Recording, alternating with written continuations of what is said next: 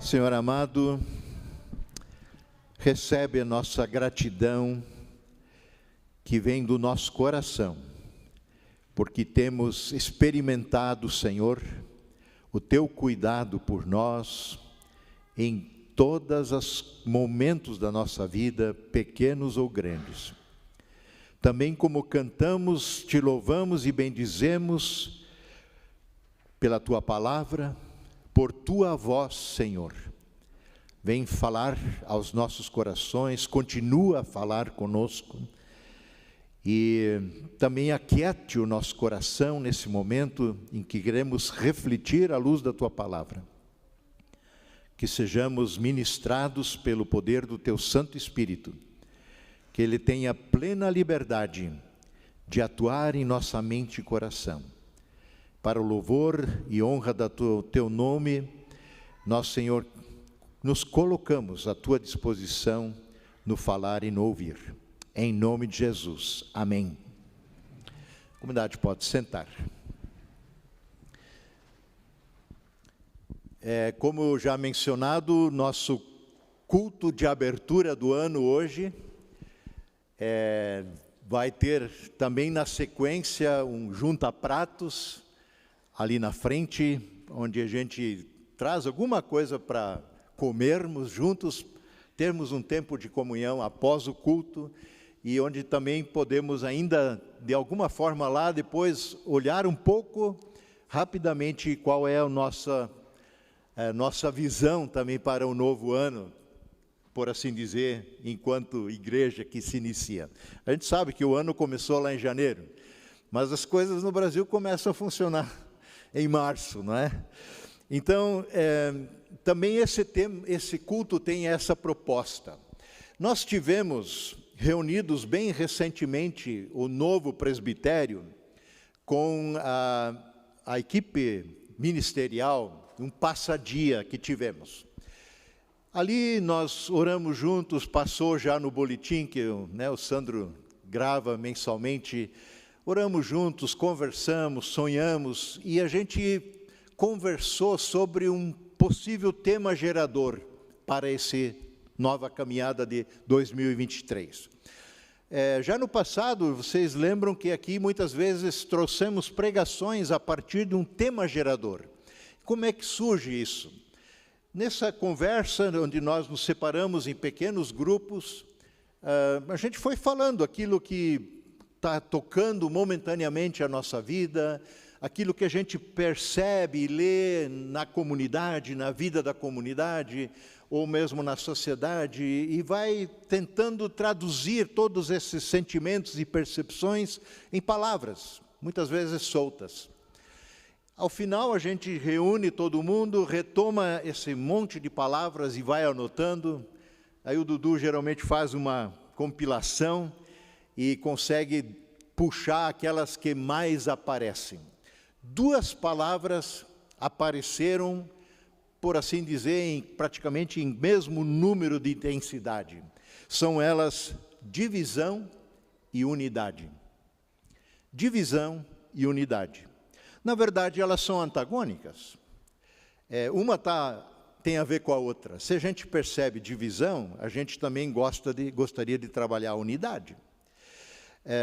Claro que nós vamos falar da unidade da igreja. Como foi divulgado na arte que o Dudu sempre faz e é mandado para vocês, a unidade no Redentor.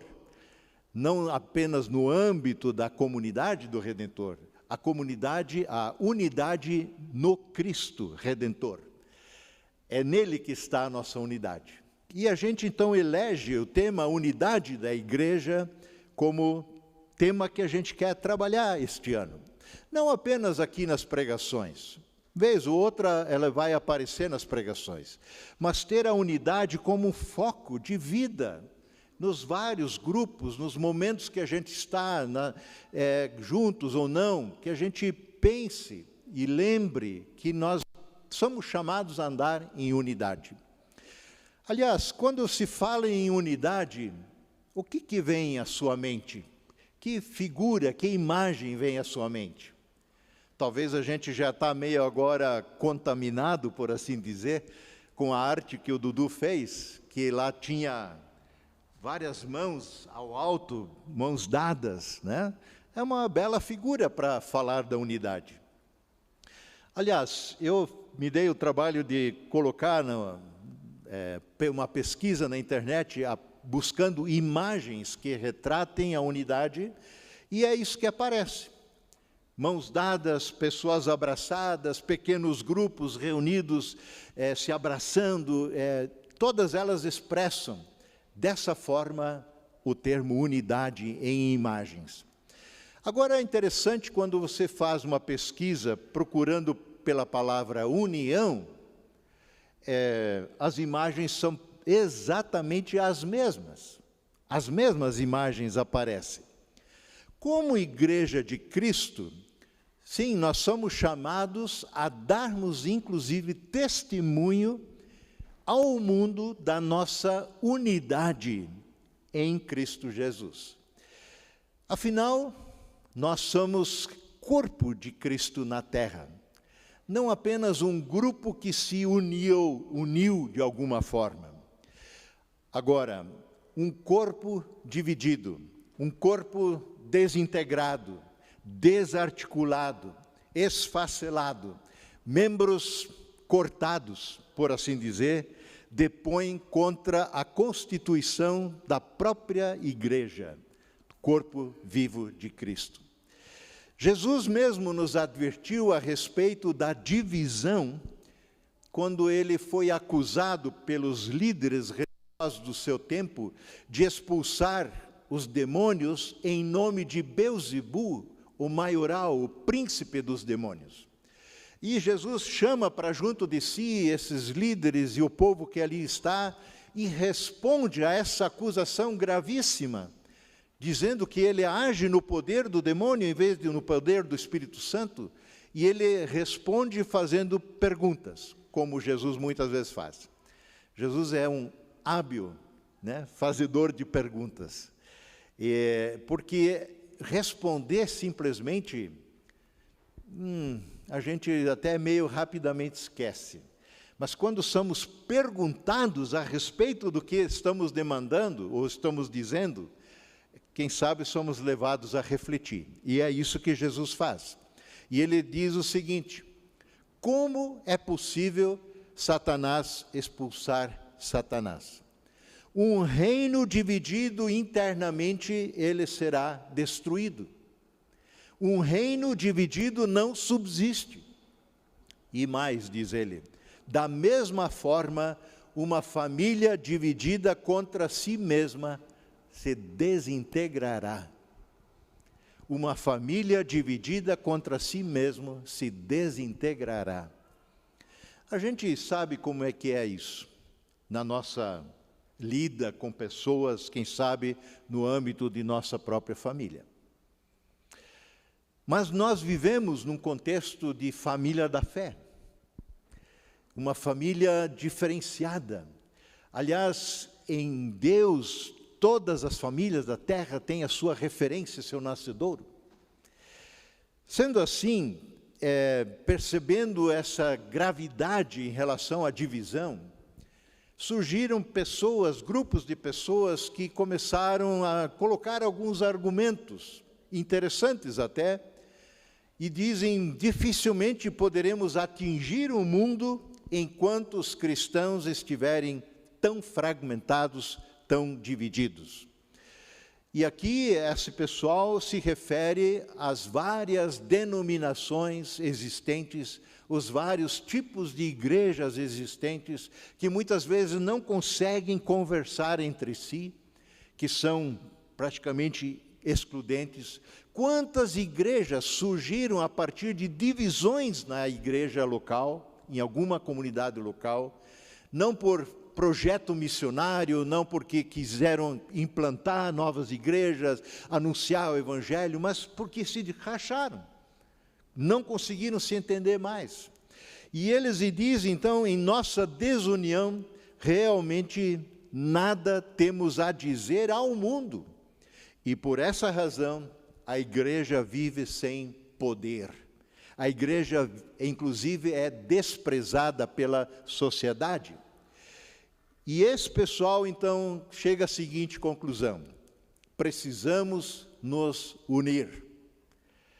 Nos números há poder. Se somos muitos, estamos juntos, unidos novamente, teremos poder no mundo. Conseguiremos nos impor no mundo. E aqui a palavra que eles usam é união. Precisamos nos unir. Será que na união está a solução para a divisão? Há um ditado meio popular que diz, afinal, a união faz a força, não é? Se estivermos em união, teremos força. A partir dessa filosofia e desse grupo pensante, surgiu também o movimento ecumênico do final do século passado, século XX. Paulo, em Efésios, capítulo 4, ele especificamente no verso 3, mas eu leio a partir do verso 1, Paulo em Efésios 4, que vai ser o nosso texto referência, ele enfatiza a necessidade da unidade entre os cristãos. E ele escreve, como prisioneiro no Senhor, porque ele está preso enquanto escreve, rogo-lhes, é o termo, peço, imploro, rogo-lhes, que vivam de maneira digna da vocação que vocês receberam. Sejam completamente humildes, sejam completamente dóceis, sejam pacientes, suportando uns aos outros com amor. E agora vem, verso 3.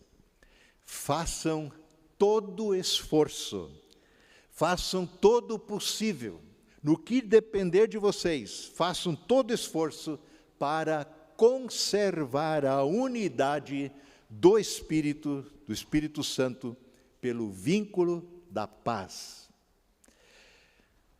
O que faremos com essa exortação de Paulo à unidade? Ele não fala em união, ele fala em unidade no Espírito.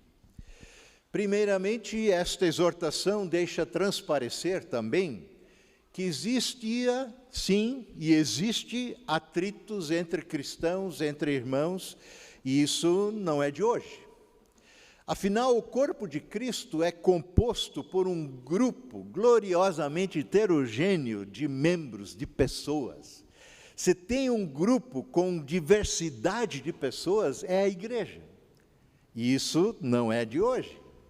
Repito, Paulo, então, expõe essa diversidade no corpo de Cristo, escrevendo, por exemplo, aos Gálatas, capítulo 3, 26 e seguintes, que eu leio para nós. Pois todos vocês são filhos de Deus, e esse direito nos foi dado a todo aquele que crê em Jesus como seu Salvador. Vocês todos são filhos de Deus por meio da fé em Cristo. Todos que foram unidos com Cristo no batismo se revestiram de Cristo. E aí ele diz, portanto, não há mais judeu nem gentil, não há mais escravo nem livre, não há mais homem nem mulher, pois todos vocês são um em Cristo. E esta lista de diferenças, ela não para por aí. Paulo cita 3 diferenças. Mas existem muitas outras diferenças também entre nós. Diferenças econômicas. Né? Tem gente com bons recursos financeiros. Outros, seus recursos financeiros são limitados, mas estão aqui sentados lado a lado. Temos diferentes raças, diferentes culturas. Nós somos um país multicultural, dependendo da sua descendência, de onde você vem. Né? Eu sou de descendência alemã, não tenho culpa disso também. Nasci numa família cujo sobrenome é Eberhard. E eu cresci ali, com tanto meu avô paterno, materno, a gente os cumprimentava, bom dia, avô. Ah, não fala mais alemão? Era assim. E essa é a cultura na qual eu vim. E a gente vem de culturas diferentes. Nós temos diferença de idades. Nós temos desde crianças, de bebês, até pessoas avançadas em idade, graças a Deus. Nós temos diferentes gerações entre nós. E as gerações, elas são cada vez de um prazo mais curto, diversas umas das outras. Antigamente, para mudar o nome de uma geração, levava anos, né? Ficava aquele mesmo tipo de cultura dentro de uma geração. Agora, cada pouco tempo é uma cabeça totalmente nova, diferente. Nós temos diferentes níveis de formação. Uns têm PhD, pós-doutorado, outros estão ali lutando com sua formação inicial. Diferentes personalidades, né? E por aí vai. Como é possível vivermos em unidade com tantas diferenças? É uma boa pergunta. Como é possível vivermos não apenas em união, mas em unidade, como um corpo, tendo tantas diferenças entre nós? A Igreja de Cristo, contudo, atravessa todas essas linhas divisórias, muitas vezes levantadas pelo próprio ser humano, para se distanciar uns dos outros. São verdadeiros muros que construímos. Mas você é assim, eu sou assado, você tem tanto, eu tenho tanto. E a gente cria barreiras e mais barreiras. A Igreja de Cristo consegue ultrapassar essas linhas divisórias. A Igreja de Cristo consegue, sim, avançar nesse problema. Ela consegue, por exemplo, transpor também distinções naturais, de origens distintas, de culturas distintas, de pessoas que brigavam, países ou culturas que brigavam, e que de repente conseguem sentar juntos, lado a lado, e celebrar ao mesmo Senhor. Reunindo, como na verdade é desejo do Senhor desde o Antigo Testamento, já falado ao pai Abraão, o pai da fé, reunindo todos os povos, raças, nações, línguas, sem exceção, num único corpo, o corpo de Cristo, a Igreja de Cristo. Não há no mundo outro organismo, outro corpo que tente unir pessoas de origens e procedências tão variadas como a Igreja o faz. Contudo, não é fácil ignorar simplesmente as linhas divisórias que nós temos. Há muitas linhas divisórias entre nós. Atritos, desentendimentos, divisão, acompanham a história da Igreja desde longa data. Senão eu quero expor aqui alguns exemplos daquilo que já se experimentou e vivenciou e como se lidou com isso lá nos primórdios da Igreja cristã. Por exemplo, havia uma grande divergência entre judeus e gentios. Atos 15, Atos dos Apóstolos, ali a gente vê como o pessoal tinha dificuldades. Narra no verso 1 e 2, chegaram até a Antioquia da Síria, alguns homens lá da Judéia, Jerusalém, e começaram a ensinar aos irmãos em Cristo, da igreja de Antioquia, dizendo o seguinte: a menos que vocês sejam circuncidados, que é meio aquele ato meio cirúrgico, né? No prepúcio do homem, como um sinal de identidade com a fé judaica, conforme exige a lei de Moisés, a menos que vocês sejam circuncidados, vocês não poderão ser salvos. Paulo e Barnabé discordam deles e discutiram com eles energicamente. Paulo e Barnabé se opuseram a estes líderes que vieram lá da Judéia pregar esse negócio lá na Antioquia. São irmãos na fé, no mesmo Cristo, mas há uma discórdia forte. Discordaram energicamente. A discussão foi feia. Por fim, verso 2, a igreja então de Antioquia decidiu enviar Paulo e Barnabé até Jerusalém, acompanhados de alguns irmãos de Antioquia, para tratar dessa questão com os apóstolos e os presbíteros. Há um problema? Sim. Ele dividiu a igreja? Não. Porque eles foram tratar da questão. As diversidades, as divergências, não precisam necessariamente nos dividir. As questões devem ser tratadas, devem ser conversadas, devem ser colocadas à mesa, discutidas, chegar a um consenso. Foi o que eles foram fazer lá em Jerusalém, e assim foi. Chegaram a um consenso. A gente não é a proposta estudar isso aqui hoje de manhã, mas é só ler o capítulo 15. Foi a primeira assembleia, por assim dizer, da igreja.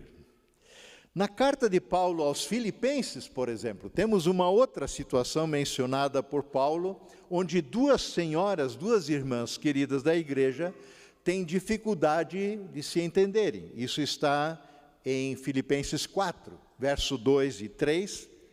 Paulo escreve: agora eu suplico, eu peço encarecidamente a Evódia e a Síntique, que são as duas mulheres, isso é nome de pessoa, tá? Evódia e Síntique. Se você tem aí uma filha para nascer, né? Tem umas sugestões. Eu peço, suplico encarecidamente a vocês duas, tendo em vista que estão no Senhor, tendo em vista que vocês são irmãs na fé, tendo em vista que as duas creem em Cristo, resolvam seu desentendimento. Resolvam seu desentendimento. Conversem, coloquem o assunto na mesa, não deixe a coisa passar, não deixe a coisa se agravar. Resolvam. E Paulo pede ajuda. E no verso 3 ele diz: e peço a você, meu fiel colaborador, que se chama Císigo, outro bom nome, que ajude essas duas mulheres. Ajude essas duas mulheres, pois elas trabalharam arduamente comigo na propagação das boas novas do Evangelho. Ajude-as.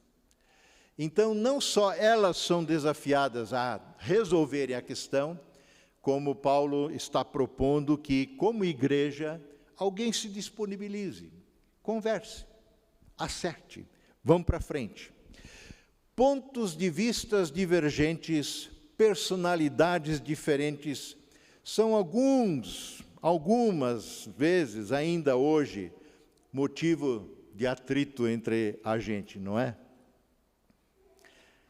Tem um chavão, isso eu já falei tempos atrás, né, antigamente, mas talvez já é conhecido, se for também não faz mal, é rapidinho, que diz: viver com os irmãos no céu, ó que glória. Viver com os irmãos na terra, bem, isso é outra história. É mais ou menos por aí. Agora, além das diferenças de ponto de vista, além das diferenças de expectativas, de personalidade, existe ainda uma diferença grande e séria e boa, que é a diferença de dons e talentos na igreja.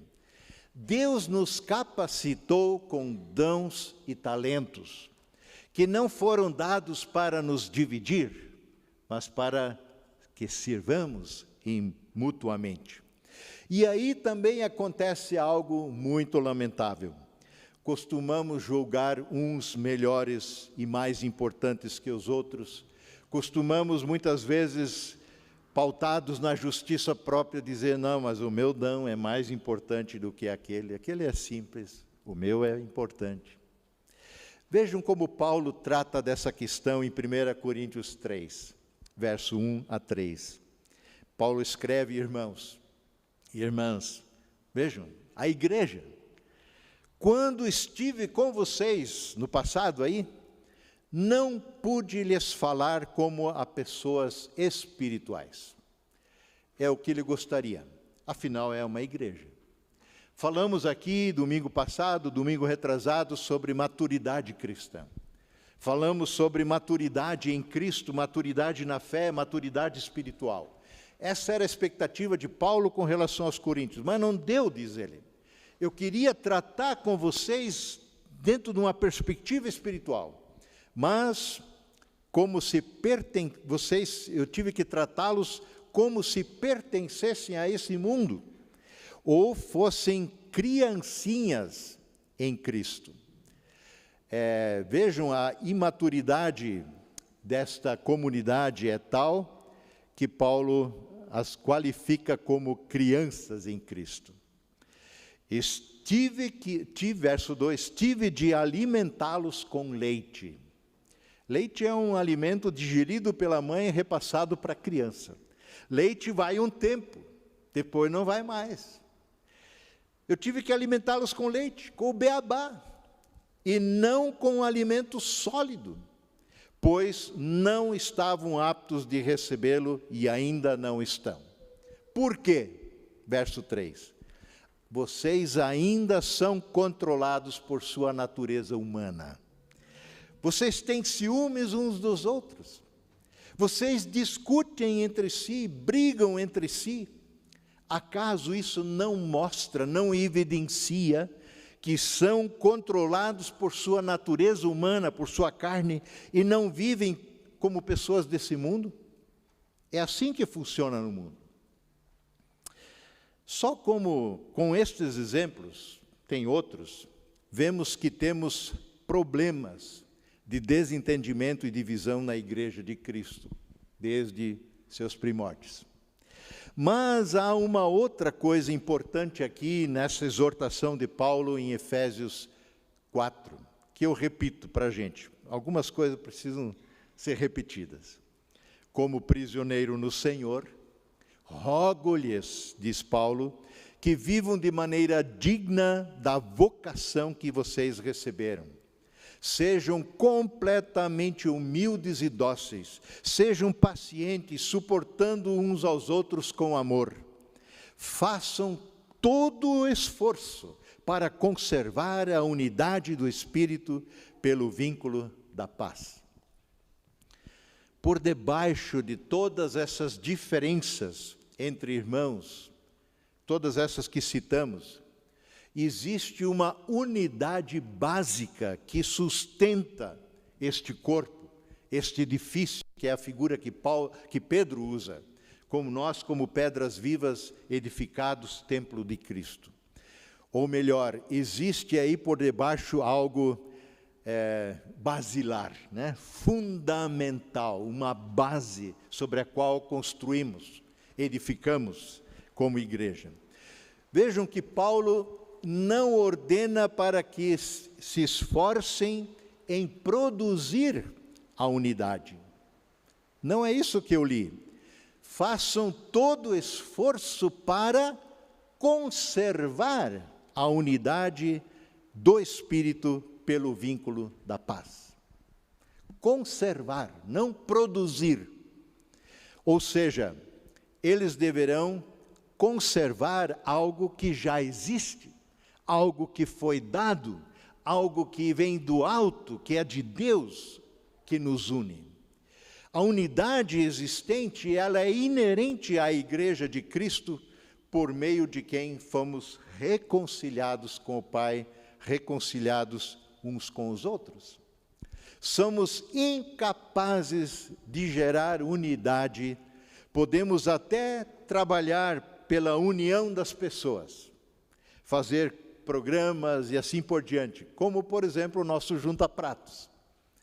Ela tem essa finalidade de nos unir, mas a unidade não é gerada por um Junta Pratos.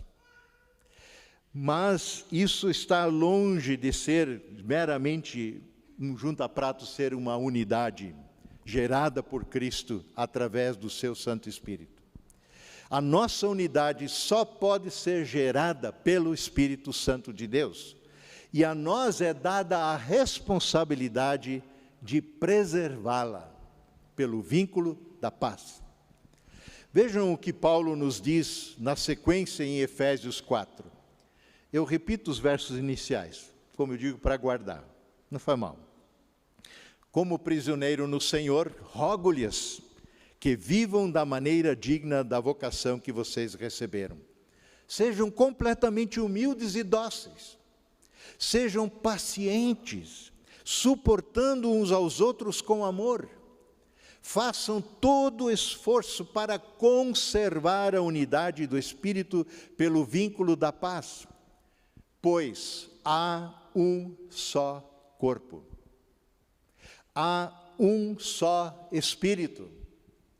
Assim como vocês foram chamados para uma só esperança. Há um só Senhor, há uma só fé, há um só batismo, há um só Deus e Pai de tudo, o qual está sobre todos, em todos e vive por meio de todos. Essa é a unidade. Aqui está a verdadeira unidade do corpo de Cristo. E vejam que ela gira em torno das três pessoas da Trindade. Na ordem de Paulo, não daquela costumeira que falamos, Espírito Santo, o Filho Cristo e o Pai, Deus. Desta forma, a Igreja de Cristo é um verdadeiro mistério, tal qual a Trindade é um mistério.